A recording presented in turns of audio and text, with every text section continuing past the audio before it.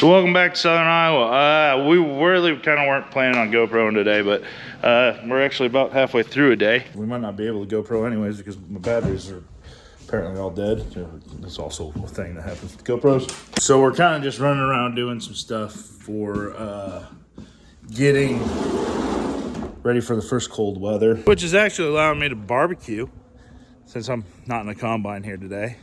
We have gotten the mist sprayer, which is we use at the pumpkin patch here.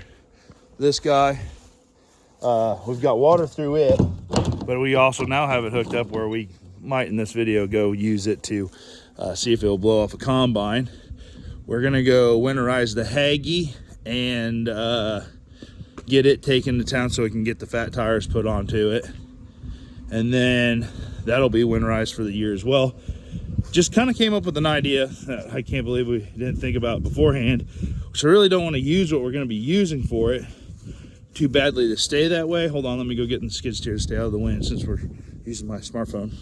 Gotta get rid of the brush cutter here and grab the pallet forks.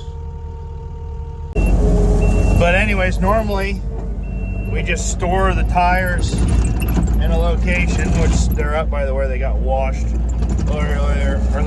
earlier this summer, and then we just load them up onto the flatbed trailer, which is behind me, and then take them in and get them like changed. We could do it ourselves, but I don't have the jack to do it, so I don't know. What jacks do you guys use to change the sprayers? Like, they have a lot of sprayer jacks, but most of those are meant for like John Deere sprayers, and John Deere sprayers are not nearly as tall as these Haggy sprayers are. So right now we're just taking them in to get them changed. But the hay rack was sitting, which is the heavy duty hay rack, it's about as heavy as they get, was sitting here next to the trailer, and I'm like, maybe we ought to just put the fats onto that, or which it is, go put the fat sprint tires, float tires, that's what we call fat tires, on to the sprayer, and then the skinny tires, when they get taken off, they can just get put on the hay rack, and then I can shove that hay rack away and turn around, and then they're stored. And then when we're done with the floats, you just have to pull the hay rack out. You don't have to get the skid steer there. You don't have to like be able to pick up the tires, move the tires, or anything like that. You just pull the hay rack to town, and then when they're done with them, they can put them right onto your hay rack. I think I'm onto something. Now, I think my dad still has a running gear somewhere around here that isn't being used, but like, that might be a winter project. Build up a hay rack that we can just use as like the tire trailer, basically. That, which seems a little weird, but that makes life easy.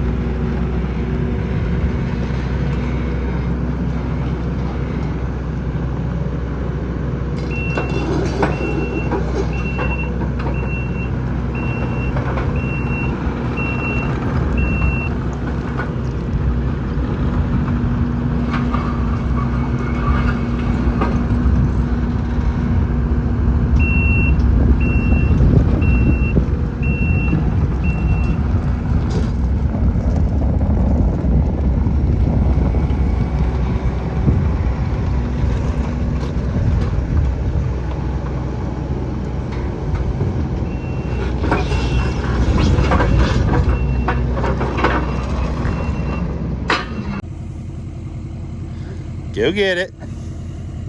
This is what happens when you can't throw a strap over a tire. I did it one-handed, in my left hand. Well, usually people throw one-handed, most of the time. But they're good arms. Yeah. Next thing on our list is we got to move some augers around and treat the middle bin, because the middle bin will be the next one that joint corn's going to go into. That means I get to do two stinky things today. I get to spray a bin, and then also the rotten beans that we dealt with earlier. You should smell Jake right now. He smells worse than me. No. So we're pulling down this auger because this one's going on a 13-inch auger. And the 4230 needs to go on to the this is the 4230. The 4020 is going to go onto this auger and stay here. It'll be interesting to see. Got a 1381 over 71, so it'll be interesting to see if this gal even can do it or not. So we're gonna pull this gal down. The big one that needs to be winterized is the Haggy here. It might have a dead battery. Dad's running an unload auger. Can't hear nothing.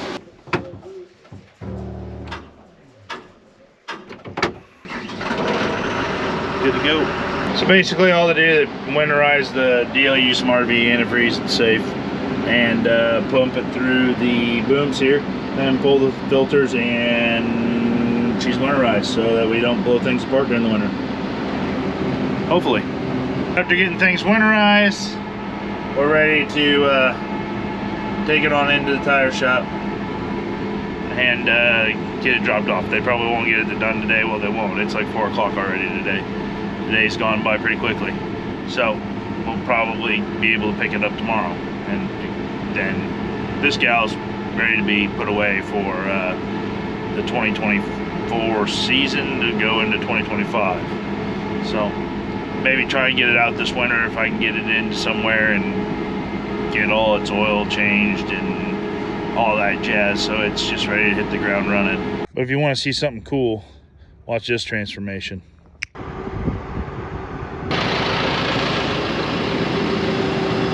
So to finish off the video, we're going to try out the blowing method on the combine here, see how well it blows it off. See if there's any validity to it. Kind of show you what it looks like beforehand. It's honestly not in a bad shape. These spots.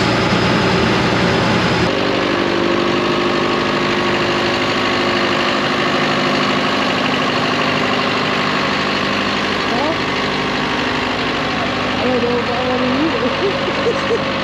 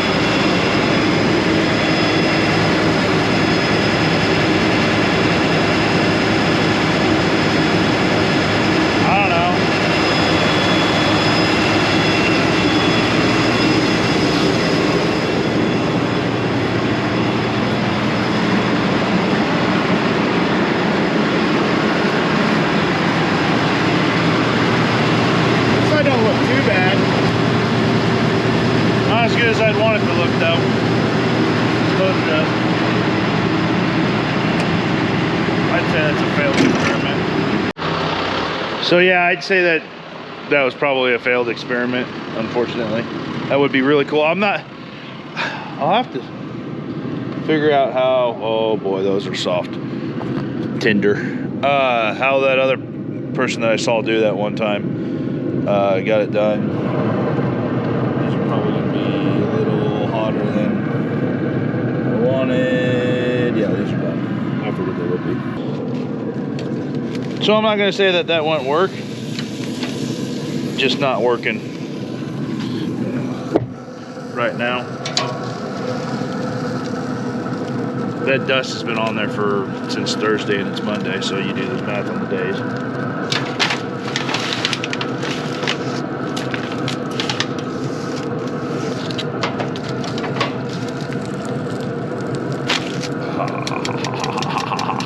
But that'll end this video.